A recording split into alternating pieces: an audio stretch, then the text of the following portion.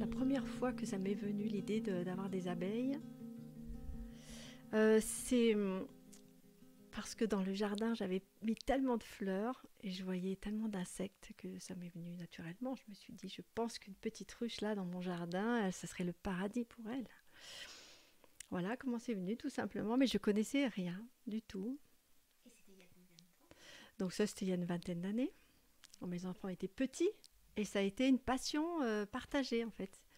Un jour, j'aurais dit, mes petits biquets, vous savez, on va faire un projet, on va mettre une ruche, on aura des abeilles. Donc ça a été un projet familial en fait, c'est ça qui était super, c'était parce ils étaient petits, ils avaient entre 5 et 10 ans, et donc on a fait de la recherche de la ruche qu'on allait avoir, comment on allait la construire, et après comment on allait trouver les abeilles. Donc le premier essaim finalement qu'on a eu, parce que ça a été une aventure en fait, faire une ruche c'est quelque chose, mais trouver son premier essaim c'est toute une aventure. Donc on avait mis des annonces un petit peu partout, et un jour il y a une dame qui nous a appelés pour nous dire qu'il y avait un essaim qui venait de s'installer dans sa fenêtre. Donc on est allé. Donc les enfants, je leur avais fabriqué une petite combinaison, chacun avec sa petite combinaison, et on est allé avec notre petit panier en paille pour attraper les abeilles de la fenêtre. Et la dame, nous voyant arriver, nous dit: vous avez l'habitude? Et nous, on a dit oui, oui, bien sûr. On n'avait jamais fait. Je me souviens, je lui ai dit: vous vous enfermez dans votre cuisine surtout, hein, vous ne sortez pas, et je vous dirai quand c'est fini. Je vous dirai quand vous pouvez sortir. Et je n'étais pas du tout sûre en fait qu'on allait pouvoir attraper les abeilles et que ça serait facile à faire. C'est quelque chose quand même, hein, de se trouver pour la première fois devant un essaim, et donc c'est 20 000 abeilles qui sont les unes accrochées aux autres, qui se tiennent par les pattes, ça fait comme un ballon, un peu comme une boule. Et là, c'est un grand moment de solitude. On se dit comment est-ce qu'elles vont réagir? Est-ce qu'elles vont toutes me sauter dessus en même temps, et donc là, il faut se lancer en fait. Donc on met le récipient sous les abeilles, et puis délicatement, avec par exemple un petit carton, une petite cartonnette, on les pousse et on les fait tomber. Et paf, ça tombe dans le panier. Et là, il ne se passe rien en fait. Elles sont calmes, il n'y a pas d'abeilles qui volent partout, il n'y a pas de panique. Et ça, c'était une découverte. Le premier contact avec les abeilles est de découvrir en fait qu'elles ne sont pas agressives, qu'elles sont douces, et elles se sont rassemblées dans ce panier. Et ça a été le début de l'aventure, parce qu'après, il y avait tout à découvrir.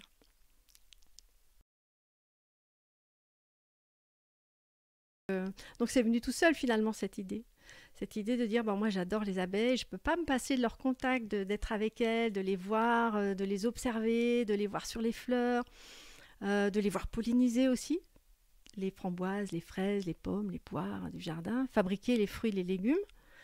Mais finalement, je me suis rendu compte d'année en année que le miel, c'était quand même quelque chose de assez finalement secondaire pour moi dans ma relation aux abeilles, jusqu'au jour où je me suis dit, et si je décidais une bonne fois pour toutes de carrément plus récolter du tout, donc de plus prendre quoi que ce soit dans la ruche. Alors je me suis dit, ça, on va voir, voilà, on va tenter l'aventure. Et quand j'ai commencé à parler un peu aux gens de ça, il y a eu beaucoup de questions, beaucoup d'étonnements et beaucoup de questions, parce que c'était comme si jamais personne n'avait pensé à ça.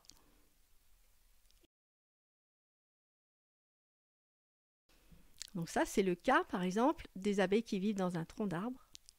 Moi, je connais beaucoup de colonies qui vivent dans des troncs d'arbres creux, dans des poteaux, dans des murs d'églises. J'en connais au moins une cinquantaine de colonies sauvages qui vivent comme ça naturellement. Et donc, à chaque fois, on peut se poser la question, on se dit, mais là, donc, elles récoltent du miel, et qu'est-ce qu'elles en font donc, puisque personne ne peut aller chercher le miel dans ces endroits. Donc là, elles vont l'utiliser, c'est leur carburant. Donc elles l'utilisent pour, bon, comme nous, quand on mange, en fait, ça nous donne des forces. Donc ça leur donne des forces pour aller butiner, pour faire tous les travaux finalement qu'elles font. Et puis surtout, elles ont besoin d'une grosse réserve de miel pour l'hiver. C'est-à-dire que l'hiver, qu'est-ce qu'elles font avec ce miel? Elles le consomment, elles frissonnent des ailes, et ça dégage de la chaleur. Et c'est cette chaleur qui leur permet de passer l'hiver, et de passer en fait du mois de novembre jusqu'au mois de janvier, février, mars en fait, plutôt février-mars, où la colonie va commencer à redémarrer, et puis en mars elle va commencer à retrouver des nouvelles fleurs. Donc à ce moment-là, on va dire que la mauvaise saison est passée. Mais de novembre à février-mars, il n'y a pas grand-chose dans le jardin. Comment est-ce que les bourdons vivent? En fait, les bourdons, les frelons, les guêpes, c'est tous la même chose. Euh, Toute la colonie en fait disparaît pendant l'hiver. Et il reste seulement une ou deux femelles fondatrices qui sont des mères en fait. Par exemple, alors les grosses mères bourdons, moi j'aime bien les voir, c'était comme des gros nounours là. Et au printemps, chaque mère bourdon va chercher un trou, oui, un petit trou de mulot dans la terre pour s'installer et elle va refonder une famille, à elle toute seule. Donc elle passe pas du tout l'hiver avec toute sa colonie, avec sa réserve de miel, elle passe son hiver toute seule dans un trou ou dans un tas de bois. Et les guêpes font la même chose. Donc les abeilles mellifères, celles qu'on appelle Apis mellifera, les abeilles mellifères, c'est vraiment les seules qui font ça, qui ont une réserve de miel importante pour pouvoir faire passer l'hiver à toute la colonie, on va dire une colonie quand même réduite, mais à peu près à 15 000 individus, ce qui est quand même pas mal. Alors la reine, c'est celle qui vit le plus longtemps dans la colonie. Donc elle peut vivre 5 ans. Et c'est la seule finalement qui passe d'une année à l'autre, puisqu'une abeille, normalement, ça vit à peu près 6 semaines. Donc toutes les abeilles de la colonie finalement se renouvellent en permanence. La reine pondant des œufs tous les jours, elle pond à peu près 1000 œufs par jour. C'est énorme. Quand on y pense, la reine en fait c'est pas une reine, en fait c'est une pondeuse, elle fait que ça. Sa vie est consacrée à la ponte, du matin jusqu'au soir, été comme à l'automne, tout le temps, elle fait que ça. Elle pond des œufs pour renouveler finalement ces ouvrières qui disparaissent au fur et à mesure. Et les seules ouvrières qui vivent un tout petit peu plus longtemps, c'est celles qui vivent l'hiver. Elles vivent de novembre à mars. Donc celles-là, elles arrivent à vivre 6 mois, les abeilles d'hiver, parce qu'elles ne travaillent pas.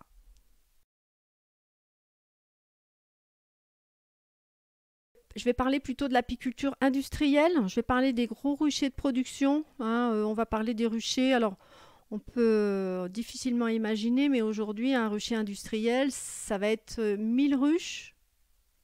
C'est la ferme aux 1000 ruches. En Espagne, ça peut aller jusqu'à 4000 ruches.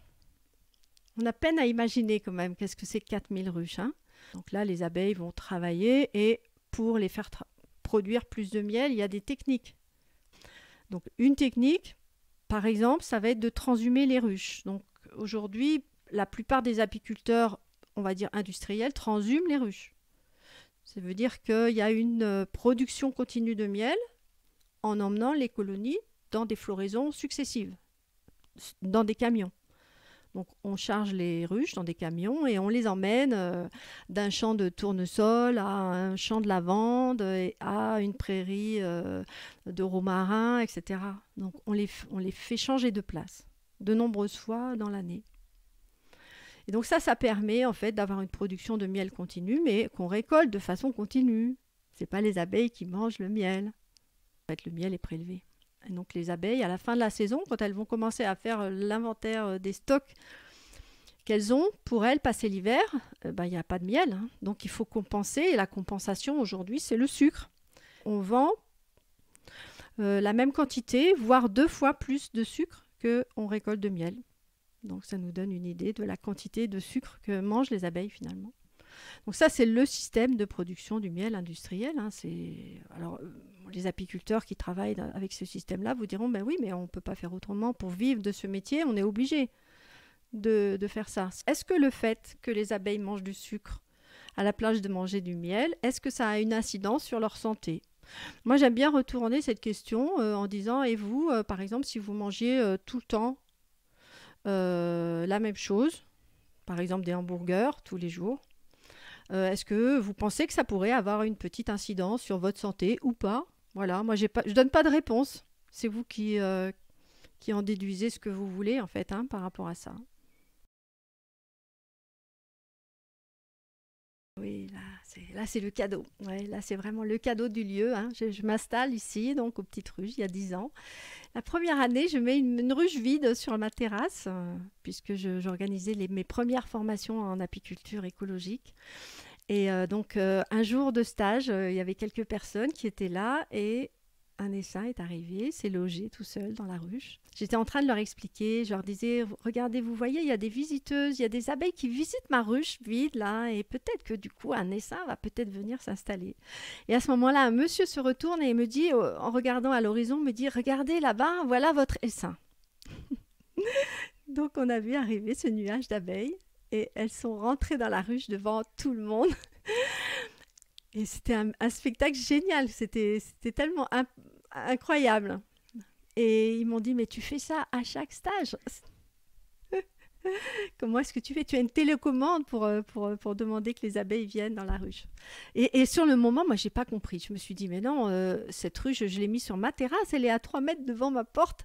Je ne peux pas laisser des abeilles ici, c'est trop près. Comment est-ce qu'on va pouvoir vivre avec toutes ces abeilles à côté de nous?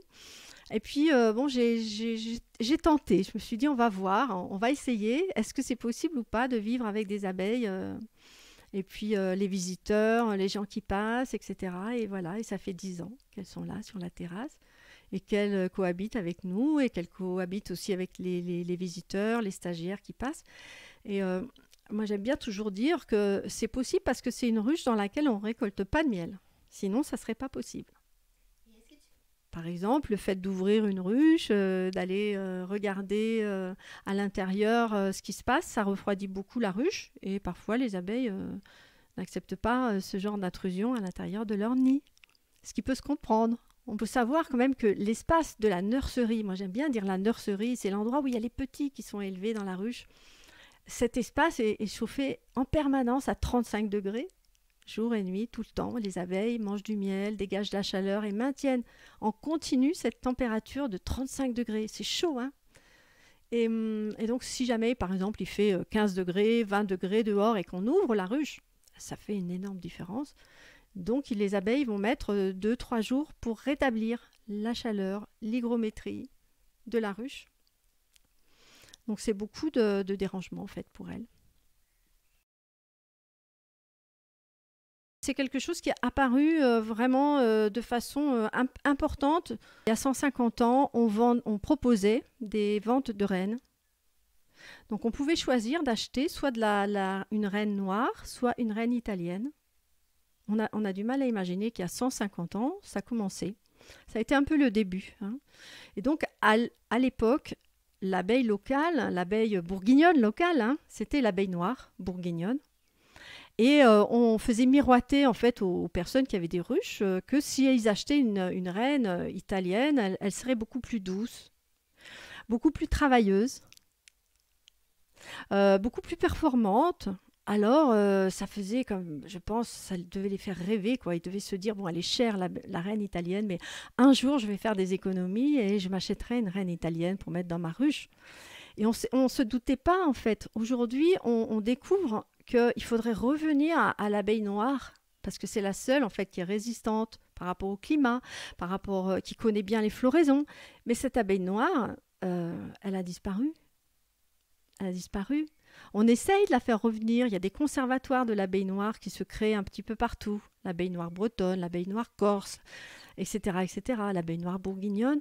Et il y a eu tellement d'hybridation avec ces reines italiennes, mais aussi les carneliennes, mais aussi beaucoup les buckfast, etc. Il y a eu tellement d'hybridation que c'est comme un espèce de mirage de penser qu'un jour on va pouvoir retrouver la race pure, noire. Voilà. Donc, on a commencé par là. On a commencé par importer au départ des reines. Et puis après, on a continué avec aujourd'hui des élevages de reines qui sont faits à l'autre bout de la planète. Les reines sont beaucoup importées du Chili, d'Argentine, Australie, Canada, États-Unis. Hein, c'est les principaux pays éleveurs de rennes aujourd'hui. Et donc, les rennes voyagent par avion. Elles arrivent dans des petites cages. Elles sont élevées là-bas parce que, bon, là-bas, les climats sont différents. Donc, on peut élever des rennes toute l'année. Et c'est aussi parce que c'est moins cher hein, de les faire élever là-bas. Donc, on est rentré dans un espèce de système où pour la production du miel, on remplace les reines chaque année parce qu'on a vu qu'en mettant des reines jeunes, ça permettait d'avoir plus de ponte, etc. Élevage de reines et même d'insémination artificielle de reines. Donc là, ça fait 50 ans en fait qu'on sait inséminer des reines. Aujourd'hui, ça devient banalisé. C'est plus tellement cher en fait d'acheter ce matériel d'insémination, donc ça devient quelque chose de banalisé et ça a un énorme impact en fait sur les abeilles parce que une reine naturelle qui s'accouple naturellement, elle va s'accoupler avec une trentaine ou une quarantaine de mâles différents, ce qui va faire une très grande diversité génétique au sein de la colonie, chose qu'on n'a pas du tout en fait quand on a une insémination artificielle où là on a une perte de diversité génétique qui est tellement énorme qu'on a des colonies qui deviennent ultra fragiles. Et des colonies ultra fragiles, elles ne sont pas résistantes par rapport aux parasites, comme le varroa. Elles ne sont pas résistantes par rapport à toutes les difficultés qu'elles peuvent rencontrer finalement, puisqu'elles vont avoir toujours la même réponse. C'est-à-dire qu'une abeille qui est toujours clonée et toutes les abeilles sont identiques, elles ont toujours la même réponse. Alors que quand... c'est comme pour nous les humains, c'est la même chose.